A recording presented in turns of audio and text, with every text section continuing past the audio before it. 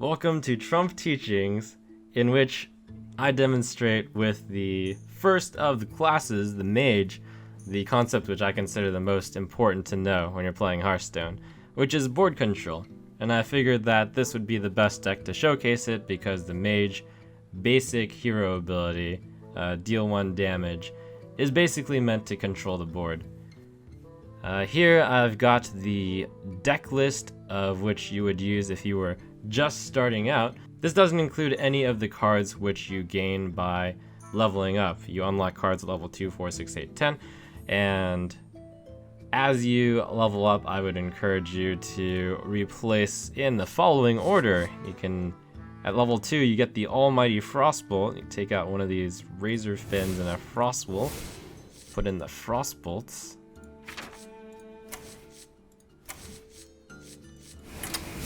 At level 8, you unlock the Mighty Water Elemental, in which you can take out another River Crocolisk, well, take out a River Crocolisk and a Senjin, since we'll have too many 4-drops, put in the Water Ellies. And finally, at level 10, you get the big daddy of board control cards, Flame Strike. And then we can take out the Warlord and the River Croc for those. Flame Strike is probably the biggest example of a board control card. I must protect the wild. You asked for it.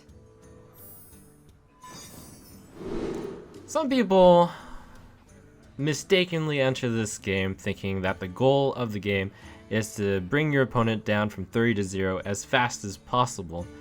But this basic concept, which I'm going to teach here, board control, shows that the path to winning the game is often not through hitting the opponent's face, but through clearing the opponent's minions, using as favorable trades as possible, and then once you have control of the board, you have your leisure to hit the opponent's face.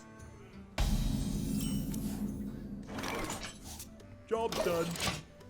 Part of board control involves making sure you have a presence on the board early enough so all the cards which could not be cast early were replaced.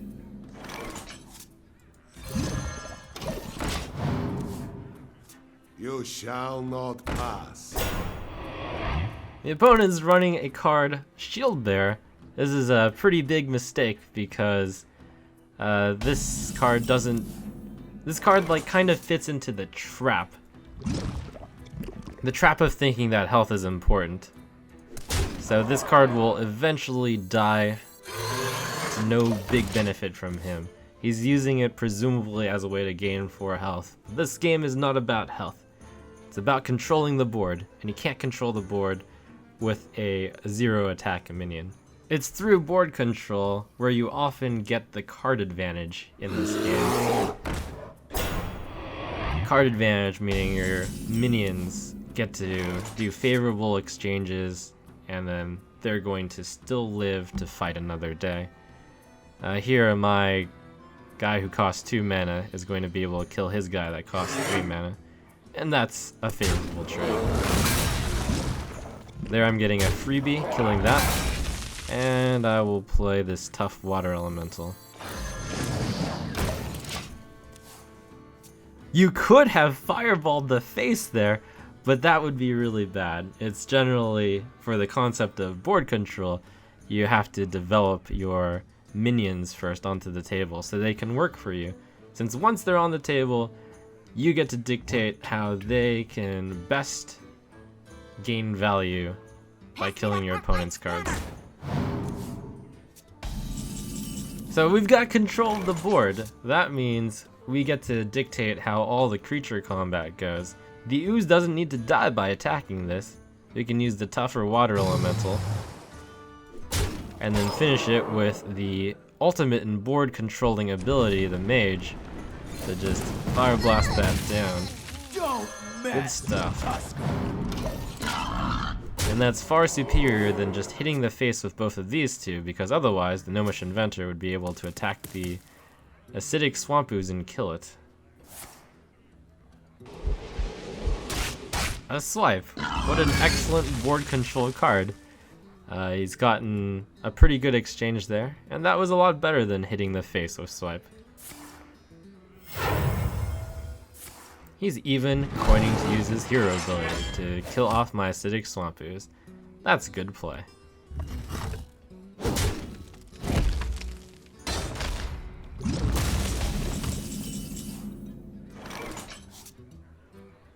Here I will play this big card. Now warning, you could play the arcane missiles and deal 3 damage to his face. And it's like, oh, I got the 1 mana, I want to do it. But no, most of these spells are best used in order to control the board, to make sure that your minions can safely be on the board and then do repetitive damage, instead of this one-time deal of 3 damage.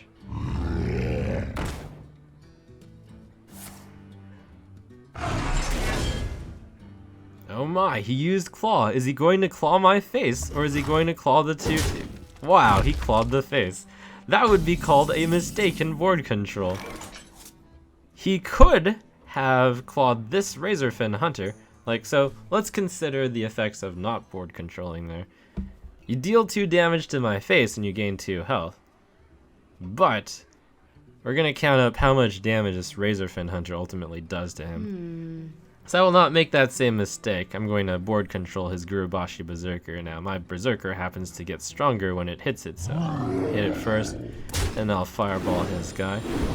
Way better than fireballing the face, because I maintain the board control. And there's the 2 damage done by this Razorfin Hunter, which he failed to kill. Once you control the board, your minions just do so much repetitive damage that it is often a mistake to not kill your opponent's minions. Unless you have a very specific deck, which is rushing the face. But that's the exception, I would say.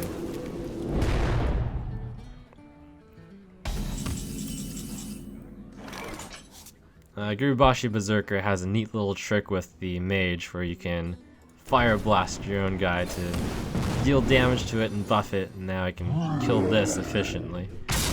Razorfin Hunter gets to go in for another 2 damage.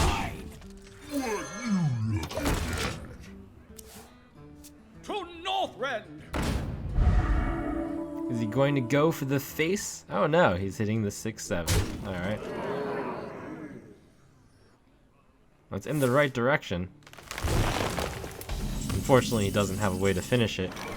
Maybe if he had a claw and a hero ability. So I'm going to try to take the Argent Commander out, because right now this Argent Commander can take out this Ogre. So now is the time to Arcane Missiles. Get 1 shot in on this would be good enough. 2 is better. I could Fire Blast it to follow up. And now that I have that, I'm going to deal yet another attack with the Razorfin Hunter, which he could have clawed earlier.